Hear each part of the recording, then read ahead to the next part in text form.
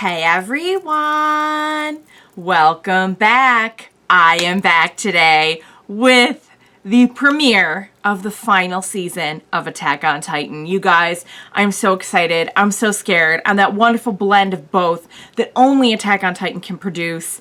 If you're joining me early today, you already know what it means. It means you are one of my awesome patrons. Thank you so much, and as always, I am sending up those big old hugs right through that screen. And if not, still thank you for joining me today. I'm glad you're here. I do hope you'll consider supporting me that way. The link to my Patreon is going to be in the description down below. So, oh my gosh, here we are. I'm just like on pins and needles. I feel like this is like an event, you know? I feel like this is more than just like, yeah, new season, you know? It's the beginning of something very special.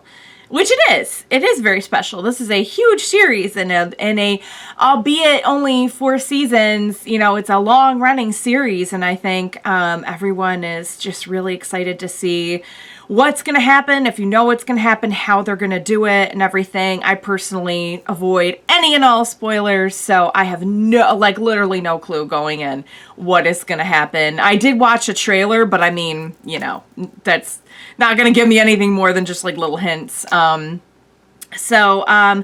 do have the benefit of having just edited episodes 21 and 22 of season 3 for YouTube, so it's also kind of fresh in my mind. It's really nice, like when you edit for YouTube, because you're kind of taking like an in-depth journey into that again. So it just worked out really well that I happened to finish that up this week, like the day before you know, I'm watching this episode. So a couple things I noticed rewatching my reaction to episode 22. I think I had not quite put together in my head like what they were trying to imply with Historia. I think I was starting to put it together, and I think the feedback in the comments after the reaction aired really helped me to put it together. But what they're trying to say is that she is this single point at which all the paths connect. Because when she touched Ymir's letter, you know, she could like, Ymir's life like flash before her eyes. And we know that Eren used the coordinate power when he was close to Dinah, who was also like of that royal blood. So I think I put that together a little bit better.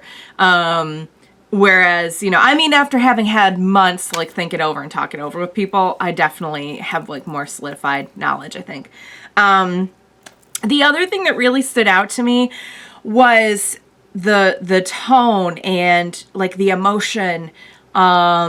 We have spent so much time trying to take back what's ours on this show, you know, trying to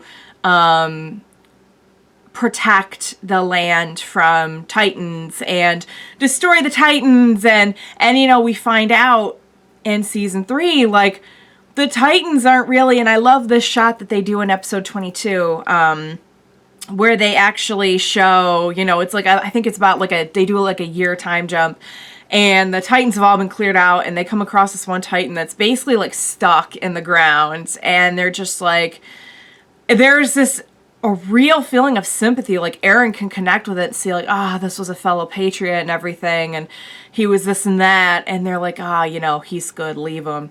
I personally, and I said this in the reaction, I stand by it, I think it's worse to just like leave him rotting there than to just like, you know, end his suffering, but that's just me. But you know, the going from like where we were in season 1, where they were these mysterious, just inescapable beasts that like destroyed everything in their path. And like I remember watching you know, the Titans just go through and destroy everything, and it was like, if anyone, like when Mikasa or Levi would come in and like actually be able to kill one, that was a huge deal, because they were just these almost invincible. They weren't invincible because they knew, I think by that point, like how to kill. They knew about like the nape of the neck and everything, but you know, I mean, for all intents and purposes, they were like just this insurmountable challenge. And coming to the end of season 3, where we know what's really going on, and we know about what's really going on with the world beyond the walls, and we know that the Titans are really not the threat. Like, that's such a profound moment where they're like, "Ah, oh, poor Titan, just let it live." And it's like, whoa, we have come very, very far in the show. Another thing I noticed when they finally, and I cried editing the reaction. I cried so bad watching them get to the ocean, to get to the sea, because there's this constant, and I feel that like Armin has represented this constant hope throughout the series of like, there is a life beyond this. There is a world beyond this. We're going to get through this and we're going to make a better life. And there is a place better than this. Like, we have been imprisoned in these walls and we're going to get past that. And there's this moment of like just pure childlike wonder where they're all like trying to figure out the sea, and they're seeing it for the first time and experiencing it for the first time. And we're really brought back down to reality by Eren just turning around like shell-shocked, saying like, if we kill all our enemies, then will we be free? And everyone's just like, ah. And I was just like, because him having those memories and everything, and knowing full well like what they are going into beyond the walls, it takes away that innocence and wonder. You know, if anything, you could argue the world outside there is almost like there's more awful stuff they're gonna face there. Like, to a degree, you could almost say what they had in the walls was almost like protection from some of the nasty, messed up stuff that we saw Eren relive through his dad. And I think like what it really drove home to me is that what gives a place hope and wonder isn't the place, it's the people. And I still put that like hope and faith in our crew and in Armin, who you know, I feel kind of represents that, has represented that throughout the series. And you know, if you're looking to a place, to a destination to be, you know, that destination itself is that embodiment, that's not going to work, because there's terrible stuff everywhere. It's how you want to deal with it and what you want to do with your future that makes a difference. So that's just my little philosophy lesson for you guys. Let's see. I'm ramping up on my intro here to like 10 minutes. So I'm just beyond excited, guys. I cannot wait. I cannot wait for what this season is going to bring. I can't wait to see how it's all going to end. So what do you say we go ahead and get started on the premiere of the final season of Attack on Titan? Let's go.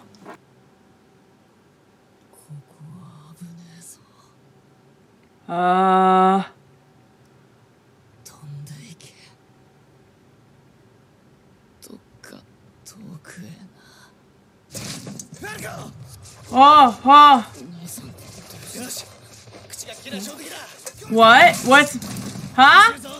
Oh my god, we're like in the middle of a war zone?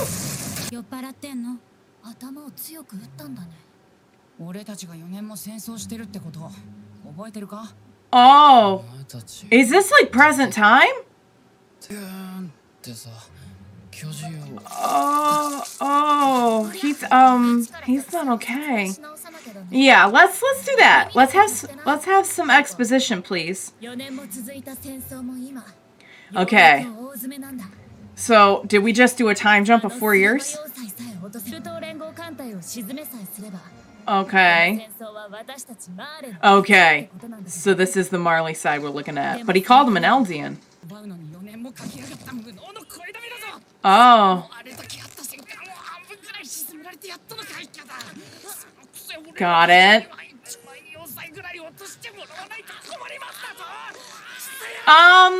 I thought it... Stop. Excuse me. Yeah. Yep. You're... Careful. Careful. Well, isn't this a goofy little crew? Oh, warrior candidates. Are they candidates to be Titans? Yes, they are. Yes, they are. Yes, they are. Okay. Oh. Mm-hmm.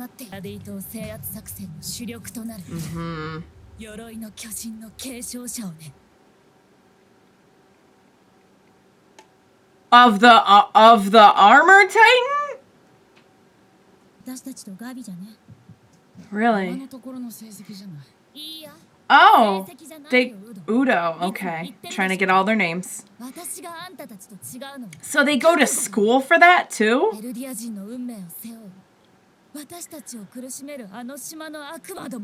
Oh, they're Eldians who live inside. Okay. And they have a thing against those Eldians. I'm like immediately invested in these kids. This is going to be tough. This was cruel, starting us off on the other side, getting us to root for these kids. Okay. Oh, even, okay. He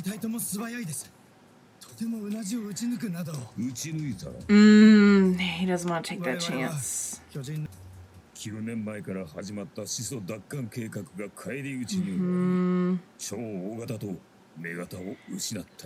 Yep, okay. So we did do it with this is present day.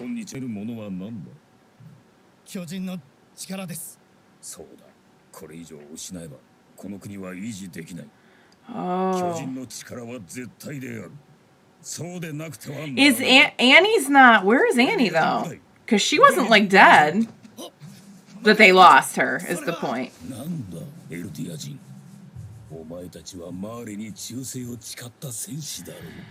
Interesting. So we're getting to see...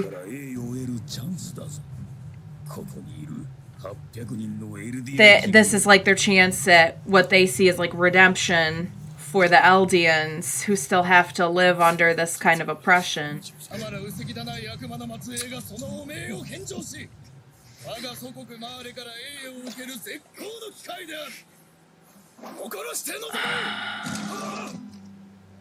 That is it's so wrong the way that they treat them. I'm sorry. Oh, he is. Okay. He's the successor of the Beast Titan. Okay. Oh, I can't help but root for these kids, though.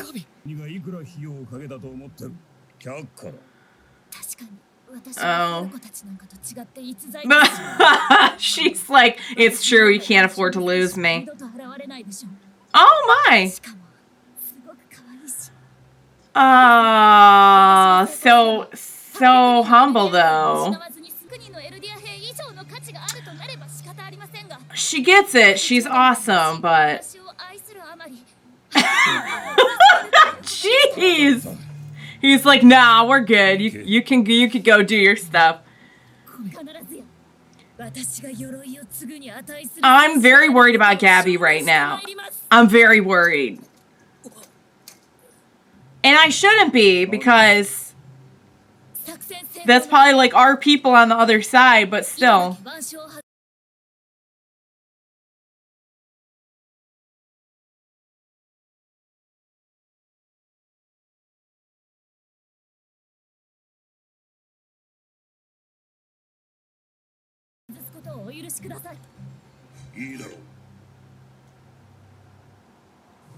The armband that we know we heard about in Grisha's time. Oh, she's pretty smart. Oh, she's dragging the stuff behind her, the grenades. Is she gonna get shot at? Is she oh, there's, yikes, there goes the train. I'd say she's first in line now. She's out there dancing in her undies. Oh no, oh no, Gabby! Gabby! Oh god, why am I rooting for? I shouldn't be rooting for it, but I can't help it. Gabby, look out. Oh god, oh god. Oh, one of them's gonna die. One of them's gonna die. One of them's gonna die. Oh my god, they didn't die. No, I think I saw this in the trailer. Oh.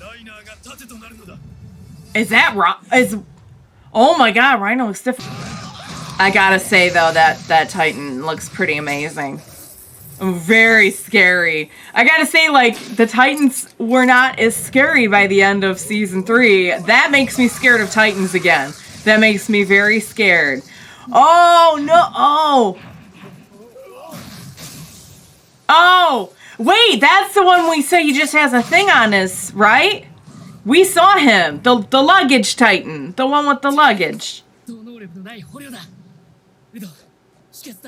Is he saving someone from the other side? Oh, okay, the laws of war. So you have to help another fallen person.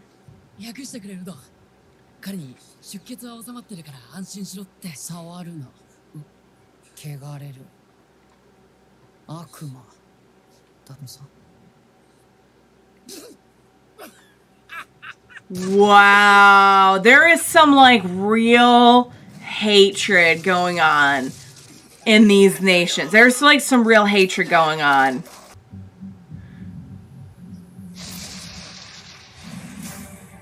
And oh, incoming, just floating Titans. Floating Titans. Oh boy.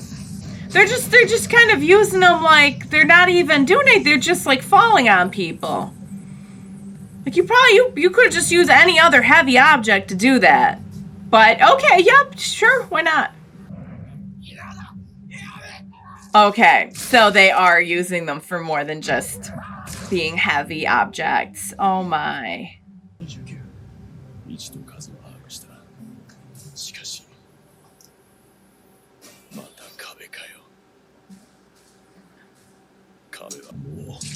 Yeah, he's probably real done with a lot of things. I would love to know, like, where he's at in his mindset after losing Bertholdt, after everything.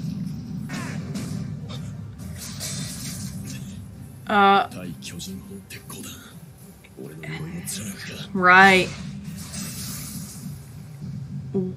Whoa. Whoa. Oh, he's in trouble. God, we're just so used to seeing them be like so invincible, you know?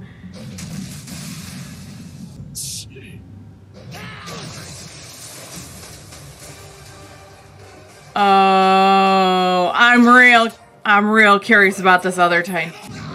Oh my! I'm real curious about that other Titan.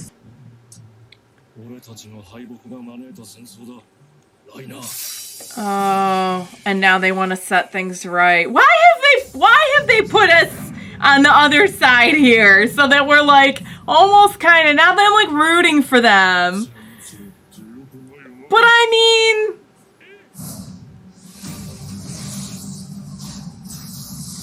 oh my, what? They just came flying back, what? Oh, no. Oh. I think Reiner took a lot of damage there.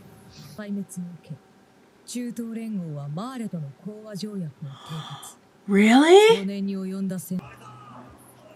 I'm kind of surprised. Who is this? What? I'm just like overwhelmed. That was completely different from what I was expecting. I was expecting to pick up where we left off with like Eren, Levi, Mikasa, Armin, all of them. And what we get is dropped into the other side, the Marley side. And we get to see what they're going through with this war. And on top of that, only to like, and I'm like, okay, cool. So we're going to be in this war. So they're probably going to drop us on this side to begin with. And then maybe like next episode, we'll check in and see what our crew has been up to this whole time. And then we'll kind of follow the war, maybe like on both sides. No, the war's over. They straight up ended the war without showing us. So, but I'm sure we'll get more of like how it affected everyone over the last 4 years in the episodes to come. I'm sure we will. I'm sure they're not just going to be like, okay, cool. So we're just going to go check in with Aaron and crew 4 years later. The war is over and we're just going to kind of move on from here. I'm sure they'll cover like that time. And like, I love how we don't even see a familiar face in that episode for like a while, like halfway through the ep, or maybe longer. We finally see Beast Titan and Reiner. But okay, very, very clever what they did. First off, very clever getting us, because they kind of explored this in season 3, that like, who really is the bad guy here? You know, if we're engaging in these activities that are questionable, then how can we be so sure we're the good guys anymore? And then we learn about all the Marley stuff, and it's like, okay, well, now I really do feel like the oppression that the Eldians went through and everything, like I get it a lot more. But we're still kind of left with this feeling of like, we don't really know what to think anymore. I feel like they're furthering that now, because dropping us on the other side and showing us these children, these very cute, plucky children. I mean, let's just face it, Gabby, she might be more important than 800 soldiers. She's certainly the cutest. I would have to agree with that. But I mean, like, showing us that and showing us that they have something they're fighting for that's very personally important to them. Like, it never really occurred to me. We got a little taste of this with Grisha's dad and how he was like really trying to like extol the virtues of like, ooh, Marley's so great, and you know, us shameful Eldians and everything. They showed us like a little bit of that, but it makes sense that if you're growing up being an oppressed Eldian in the Marley like side of Marley Nation, whatever, Marley government, you probably are looking at the people who started all the trouble, and like what you know from like your history books and everything is that they caused all this trouble. Now we know that Grisha felt that none of that had really happened. What really happened, I'm not really sure, because I know like in the comments and my feedback that I was getting, you know, Grisha strongly felt that none of like the eugenics or anything like that had been done. But they also like never really came out and said like, no, that we have proof, like that definitely was never done. This is a big misunderstanding and all this is, so I don't really know what happened. But whatever, you know, these kids have grown up knowing that like there is this group of their ancestors that started this BS and they're suffering because of them. And of course, you would probably look at that, being raised your whole life hearing about how you were a devil and how horrible you were and all this stuff. It makes sense that they would look at them and be like, we want to show everyone we're not horrible. We're like us, like the ones who have grown up on this side of the world and everything, like we're okay. And we're going to prove that by taking them down. That makes a huge degree of sense, and having watched Eren and Armin and Mikasa and knowing these like childhood dreams and hopes and beliefs that they have fought for really gives you this feeling of investment in them. You know, like, yes, we know things aren't really as simple as we thought they were, but we want to see them win. Well, what if we take a group of plucky children on the other side who also have something that they believe very strongly and that they're trying to prove, that they're fighting for, that's equally as important to them? Now what do we do? Boy, that puts the audience in a tough position, I think. Because going into this episode, I was thinking like, oh no, don't take out, like, we don't know if, like, is Aaron there? Is Levi there? Like, are any of our people there? Like, we don't want them to get hurt. But now, like, I don't want little, like, Falco or Udo or Gabby to get hurt either. So now I don't know what to do, guys. Very curious about the new Titan. I believe, see him in the trailer. He has a very cool look. Galliard, I think they said his name was. I don't know if they said the name of his Titan in this episode. If they did, pardon me. I'll notice it in editing. Or you can just point it out to me. But I think they referred to the individual as Galliard. Unless that's his Titan name. I don't think it is. Reiner looks like he has been through some stuff. And he just took a lot of damage. Like, I think they're going to have to bump up that Armored Titan recruitment process. I think they did mention it. Didn't they mention it in the trailer that they were looking for a replacement for the Armored Titan? I think they may have mentioned that, come to think. I did not rewatch the trailer, which I should have done in retrospect. I did, like, practically rewatch the last 2 episodes of season 3, but oh boy, guys. And we've been through all this, and they've got us invested in our plucky children, and they've ended the war, and we still have yet to see, like, anyone from, like, the last 3 seasons, you know, aside from, like, Zeke and Reiner. That's some interesting storytelling right there. That's clever. That is very clever. I can tell this is going to be a season like no other. By the music, by the way they dropped us into that. This is not going to be your average, not that any of them were average, but I feel like we're breaking away from the style of the previous seasons, and we're branching out to tell an even bigger story now, is the impression that I'm getting. I loved it. There was a lot going on there, so again, please pardon me if, like, I wasn't putting things together quickly enough. I will be editing this. I'll go over it in great detail, and I am very lucky to have some folks who are very kind to tap me on the shoulder and point out when I have missed or misinterpreted something. So, wow, guys, here we go. Here we go. I mean, talk about exceeding expectations and also just completely, like, blindsiding me. Completely blindsiding me. All right, guys. We're on to something really good here. I have no idea how long the season is, but I have no doubt that they're going to tell a very epic story in this season. So I'm excited to see more. I think that was such a cool way to start off the season. Just completely took me by surprise. Like, I'm still just sitting here like, what just happened? All right, guys, I loved it. I hope you loved watching it along with me.